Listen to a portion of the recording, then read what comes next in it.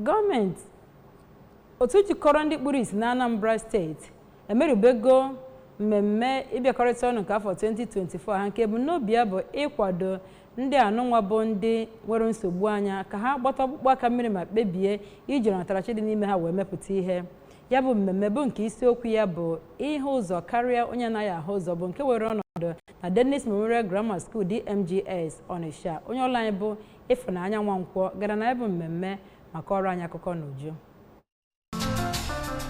Na nkuzi ha, ọkammụta Chigozie Ifeadeke nakwazi barista Eloko Obi gwaziri ụmụ akwụkwọ a ka ha hapụ ịda mba kama ka ha tụkwasị obi na ha ga-emenwu ọtụtụ ihe mezienụ ka ha mata na ịfụ ụzọ abụghị naanị mmadụ ji anya ya na-afụ ụzọ kama ọ bụ ntachite obi mmadụ nwere imepụta ife a na-atụrụ anya n'aka ya. N'okwu ya na ajụjụ ọnụ agbara ya, Coordinator otu National Association of Nigeria Students NANS South East Comrade Charles Ijeoma nakwazi Coordinator nke Nigerian Association of Blind Youth Wing Anambra Chapter Comrade Chibuzo Obierika gwaziri ụmụ akwụkwọ a ka ha tụkwasị obi na ha ga-emenwu ọtụtụ ihe ma bụrụ nnọọ ndị ga-eji aka ha kepụta ọnatarachi ha nwere.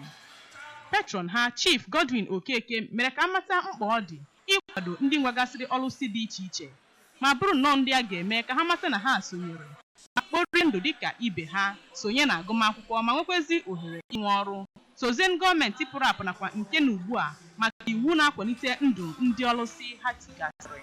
Ife banite bụ inwe aṅụrị n'inyelụ ndị mmadụ aka, ndị ife na-esili ike, ndị arụ adịsịrọ inyelụ aka, ka fasolu na-amụ amụ, ka fasolu na-eli nri, ka fasolu jee akwụkwọ. Site n'Ọnịcha, Ifunanya Nwankwọ n'akụkọ ụwa ABS.